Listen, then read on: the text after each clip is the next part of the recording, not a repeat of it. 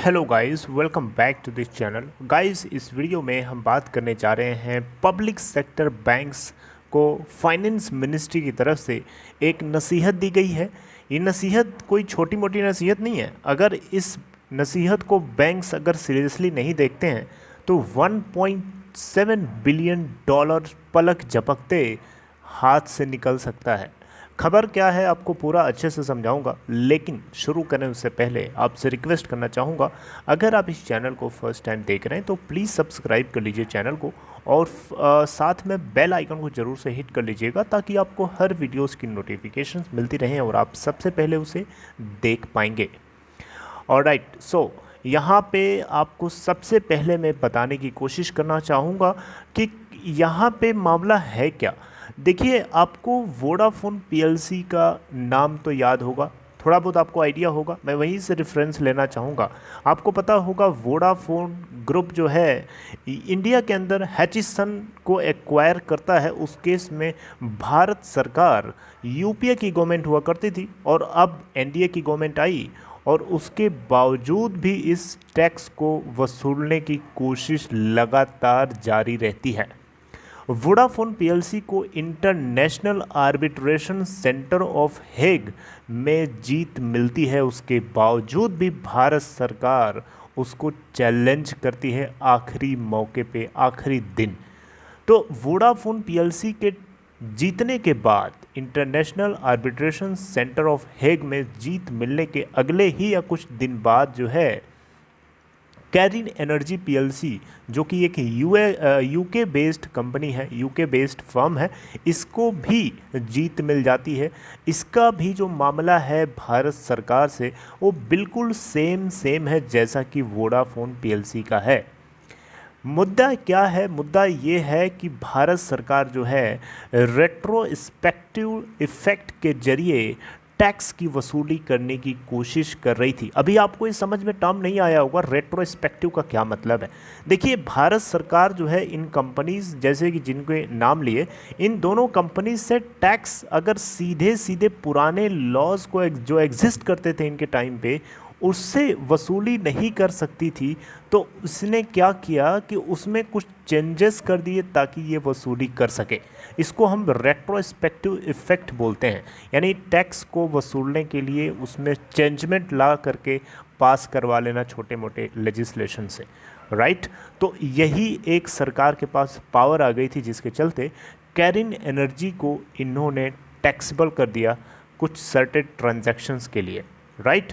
तो UK based firm Karin energy ने 7, जी हाँ 7 नहीं, बेसिकली मैं आपसे बताना चाहूँगा 9 मेजर ज्यूरिडिक्शंस में इंडियन सोवेरियन एसेट्स को रिकॉग्नाइज करवा दिया है कि इनके पास arbitration, international arbitration of Hague की तरफ से एक जीत मिली है, जिसके चलते ये उस जीत को इंटेंसिफाई कर सकते हैं, एनफोर्समेंट कर सकते हैं इन इंडियन सोवेरियन एसेट्स के ऊपर।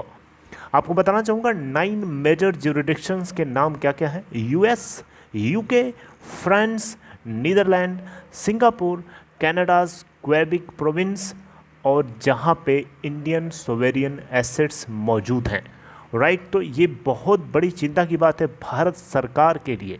भारत सरकार इस बात से यहाँ पे डरी हुई है कि कहीं ऐसा ना हो कि 1.7 बिलियन डॉलर जो कि इंटरनेशनल आर्बिट्रेशन ऑफ हेग की तरफ से कैरिन एनर्जी को जीत मिलती है, अवार्ड मिलता है, तो भारत सरकार को 1.7 बिलियन डॉलर लगभग जो है चुकाने पड़ सकते हैं कैरिन एनर्जी को। लेकिन भारत सरकार चुकाना नहीं चाहती है, कोई ना कोई बहाना ढूंढ रही है और उसके चलते इन्होंने अपने बैंकों को, यानी सरकारी बैंकों को सावधान रहने के लिए कहा है। अभी ये मैंने आपको थोड़ा सा रेफरेंस देने के लिए समझाया है, स्टार्टिंग का पार्ट है। अब मैं आपको लेके चलता हूँ इस आर्टिकल के स्टार्टिंग पॉइंट के ऊपर। यहाँ आप देखिएगा, finance ministry asks PSU banks to keep high vigil on any attempt to seize funds by Cairn Energy PLC.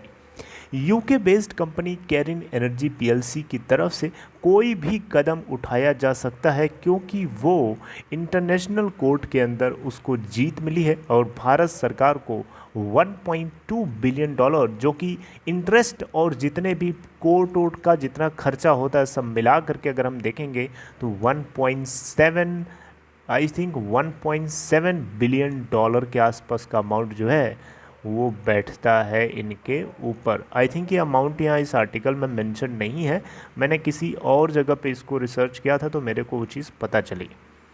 Alright, तो गाइस यहाँ पे देखें तो पब्लिक सेक्टर बैंक्स को हाई विजिल रखने के लिए, यानी बहुत ही ज़्यादा एक्स्ट्रा केयरफुल रहने के लिए कहा गया है, ताकि ये किसी भी तरीके के इनके जो डिपॉजिट्स हैं अदर कंट्रीज़ में, राइट, उसको किसी भी तरीके से UK based company Cairn energy जो है इन्फोर्स ना कर ले उस इंटरनेशनल अवार्ड को लेकर के, राइट। इसी बात का जो है फाइनेंस मिनिस्ट्री को डर है और इसके लिए इन्होंने एक नोडल ऑफिसर को अपॉइंट किया है फाइनेंस मिनिस्ट्री के अंदर, ताकि वो इस तरीके के एस्केलेशंस के ऊपर अपनी नज़र बना सके।